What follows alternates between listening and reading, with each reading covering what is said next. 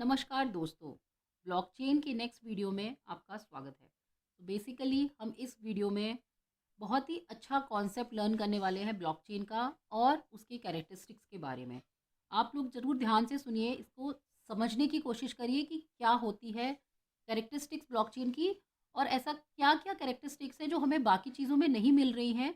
इतनी सारी टेक्नोलॉजीज़ होने के बाद भी हमें अगर नहीं मिल रही हैं, तो ऐसा क्या है जो ब्लॉकचेन हमें दे रहा है और हम उसको कैसे लर्न कर सकते हैं। तो कॉन्सेंट्रेट करिए for next 4 to 5 minutes to learn a very very important topic of immutability.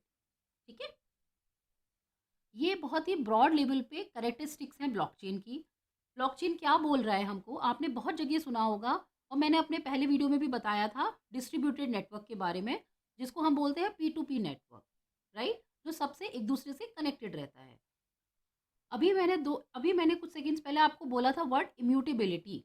ठीक है, तो इम्यूटेबिलिटी क्या होता है कि जो चीज़ एक बार लिख गई वो लिख गई, उसे कोई मिटा नहीं सकता है, राइट। जैसे हम पहले पत्थर पे कुछ लिख देते थे तो हमेशा के लिए हो जाता था।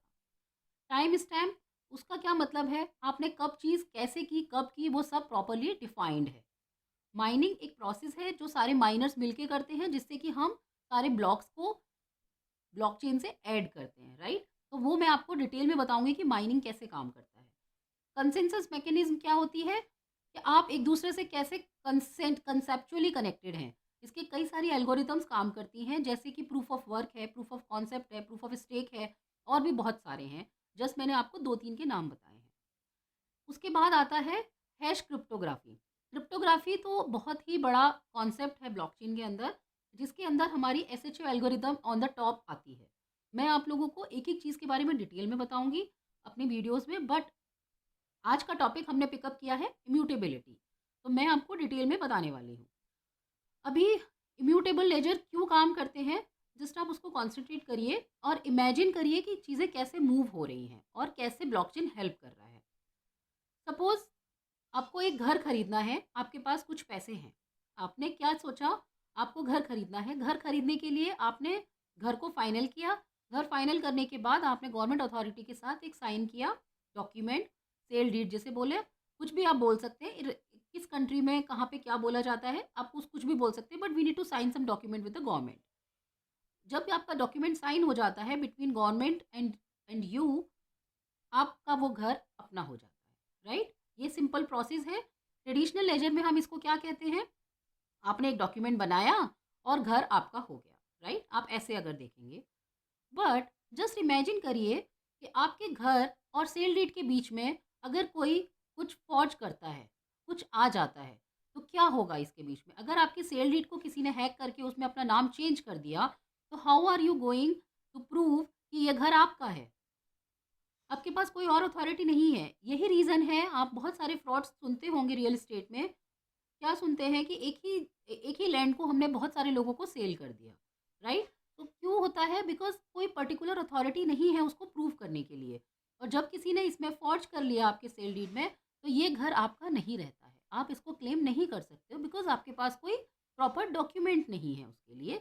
यही रीज़न है कि हम लोग अपनी सेल डीड को बहुत ज़्यादा सिक्योर रखने की कोशिश करते हैं, away from the reach of the many people. ठीक है, ये हमारा ट्रेडिशनल प्रॉब्लम हो गया।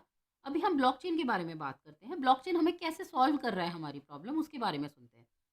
ब्लॉकचेन क्या है, बहुत सारे ब्लॉक्स का कॉम्बिनेशन है, एक चेन बन गई है। बहुत सारे ब्लॉक्स हैं छोटे बड़े, उनकी चेन बन गई है, राइट, एक दूसरे से लिंक है। उसके आगे भी चेन बनती जा रही है। सपोज आपने अपना घर यहाँ वाले ब्लॉक में स्टोर कर रखी है उसकी इंफॉर्मेशन, और आपका कोई फॉर्ज करने की कोशिश कर रहा है।